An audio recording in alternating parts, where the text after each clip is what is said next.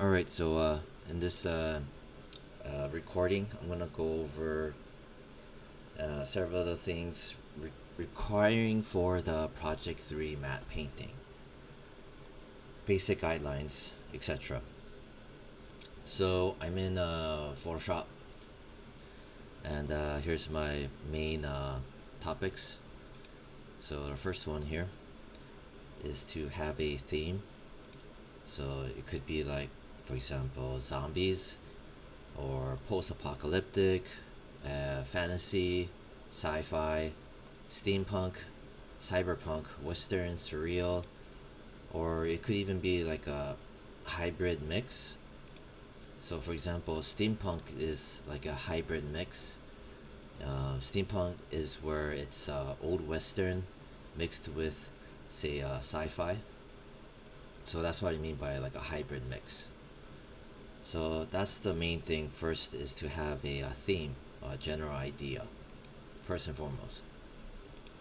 And then once that is pretty clear, you want to have keywords. And so what do I mean by keywords? Well, you're going to use these keywords to search on Adobe Stock and its search engine. So it's just good to have these written out in the first place, because you can go into a little tunnel vision of just getting stuck into one or two words and kind of, you know, entrap yourself in that state. But when you write it out ahead of time, it just frees up the thinking process, and just the workflow is just that much better. These are not just my own little cockamamie, instructions or theories. These are set before me from graphic designers, concept artists, that you know each of them expressed these types of words and workflows, you know, things like that. That's where I get it from. So I'm not just randomly pulling up these concepts or ideas. So I have keywords. For example, mine is basically a post-apocalyptic, and so I put here like destruction, inferno, meteor, destroyed city, city on fire, asteroid, tent, grass, camping gear, cave, hideout, post-apocalyptic. And then I think I had one more, like guy and girl escaping or something like that. And then next stage is this: collect tons of, this line is annoying me. Um, Collect tons of images on Adobe Stock related to your theme. Hence, these words come into play. Be careful. So this is really important because it happens all the time. All the time it happens. Be careful to not download and use the preview images. I repeat, be careful to not download and use the preview images. So one could wonder, why am I harping on this? Well, the thing is that I've had students actually invest a lot of time using the preview images um, instead of the actual images, and that ends up literally wasting many hours on that, where they have to redo basically the whole thing because they used the preview images when it should have been the actual image. um, and then also from there, create a new folder on your desktop to save your assets to this part. So for example, see, I have this folder, I just saved it to the desktop, I created it, and I just start dumping everything in there. See, post-apocalyptic desktop folder. And this is super important, this right here. Always keep in mind these: perspective, lighting angle, and also, is there heavy amounts of blur or like any lighting effects like bokeh or depth of field, things like that. Super, super important. Again, going back to this perspective. That's the reason why I say to collect tons of images, because it's going to be a crapshoot, meaning, by luck, oftentimes, that the perspective is going to line up. So if one asset doesn't line up, then due to perspective, hopefully you'll have several other similar assets that will, by luck, have the same or near same perspective that can be cheated. That the long as the perspective is within range, believable, right? And then, like I said again, lighting angle is super important as well. And then, like I said, is there heavy amounts of blur? Because you don't want to use something that's super having blurriness or depth of field, while your other assets do not have that. There's a conflict in terms of visuals. All right. Next is this. Collect these types of assets. I'm going to zoom in a bit. Four or more main background plate, and I'll talk about that main background plate. Four or more sky or night images. If applicable, most likely it will be applicable, unless it's like in a room or enclosure or something, even then there's probably going to be like a window or entrance or something. Four or more essential props, if applicable again, but chances are you're going to need that. Not, or like non-essential props, I repeat. Four or more non-essential props. Characters, if applicable. Lighting effects, like for example lens flare, bokeh, etc. Four or more foreground and background props. So one could get confused thinking, didn't you just say that? Props over here. Well, I noted here non-essential props. And then there's a difference between non-essential props versus, like when I say foreground and background props. Because this basically means things that are important, that are props, and that there should be a foreground and a background. Anything that fits, and last of all, anything that fits the mood or genre of your theme. When I say anything, there's going to be a reason why when I say anything that fits the general, direction of the mood or genre.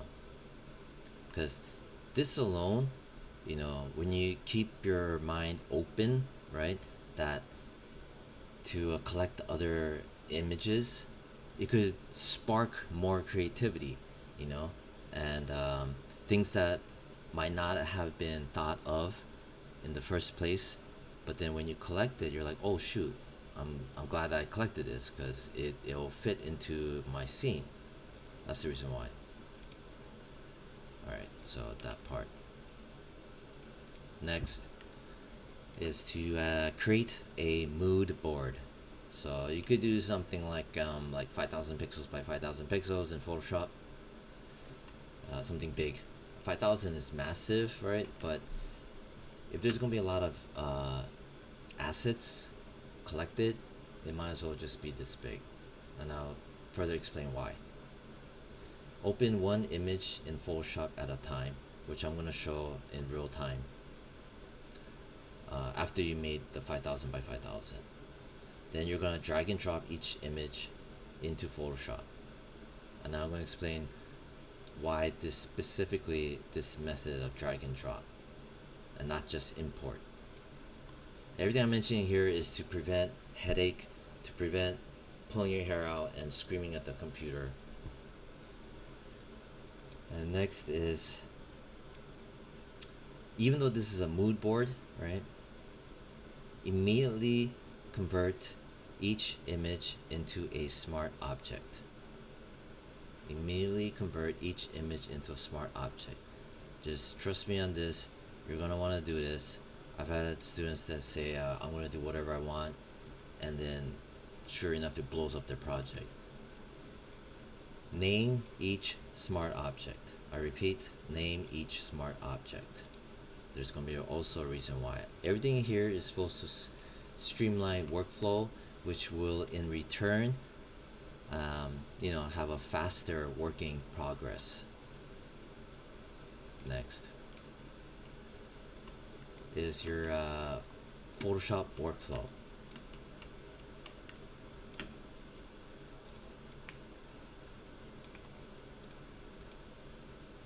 Okay, so your main plate will determine your canvas size, and I'm going to talk about that main plate. So I repeat, your main plate that you found collected on Adobe Stock, that will be your actual canvas. Everything else will be dumped into that. Open one asset in Photoshop at a time. Always save periodically, like 15 minutes. So going back to this is relating to number 2. Drag and drop each asset into the main canvas. Don't just import images going through like file, or edit or image. I forgot where it was, but yeah, import. Or one of these, there's a way to bring it in, but don't do it that way. I'm gonna just show it. It's super simple. Okay, so drag and drop each asset into the main canvas. Immediately name each asset. I repeat, immediately name each asset. There's a reason why. Not only that, but it's just more professional, and I'm just trying to ingrain professional habits. Immediately convert each image into a smart object.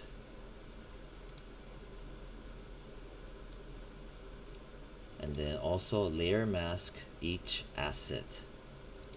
That's for non-destructive editing. I repeat, layer mask each asset, because the whole deal is to have non-destructive editing.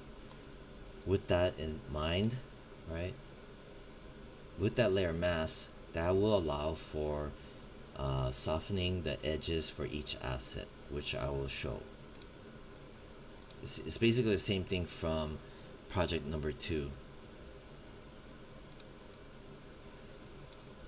Apply color corrections per asset, including the main canvas, the main plate.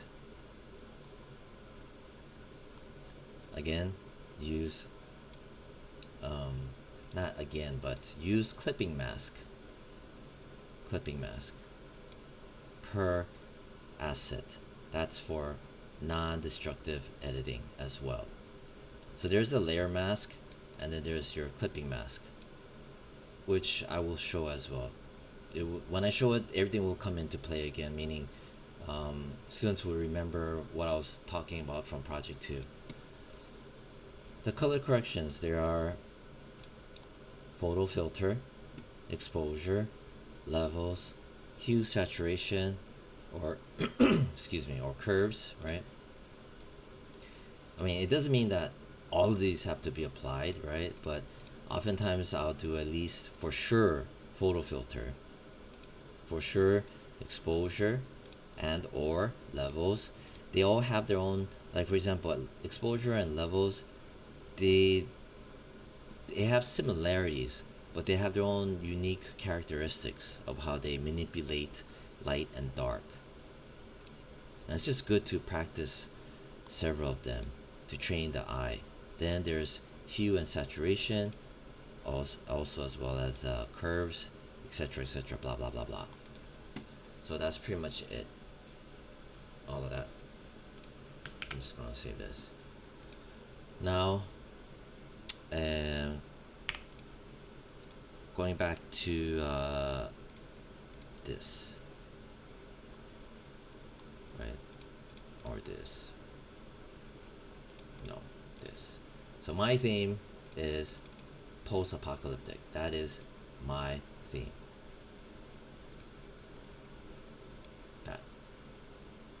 So with that in mind, right, I created this. You know what? I think I'm just gonna cut the video short here, and then and I'm gonna go into the next part instead of making it super long videos. So this would only be about like what, 15 minutes or so, and then the next one I'll go further more into the actual process of creating the mood board and searching and all that stuff. Okay, bye.